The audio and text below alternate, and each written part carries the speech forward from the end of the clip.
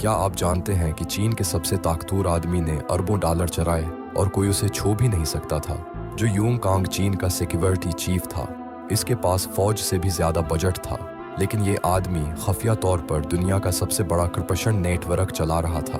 2007 से 2012 तक उसने तेल के कॉन्ट्रैक्ट्स, जमीन के सौदे और अदालती फैसले बीचे। इसके साथ खानदान, कारोबारी दोस्त और सरकारी अफसर शामिल थे। सब मिलकर मिल्की खजाना लौट रहे थे। फिर 2014 में सदर शी जिनपिंग ने कुछ ऐसा किया जो पहले कभी नहीं हुआ था। उसने इस ताकतवर आदमी को गिरफ्तार करा दिया। खुफिया मुकदमा चला, उम्र कैद की सजा दी। ये गिरफ्तारी चीन की पूरी सियासत बदल गई। कोई भी अब महफूज नहीं था।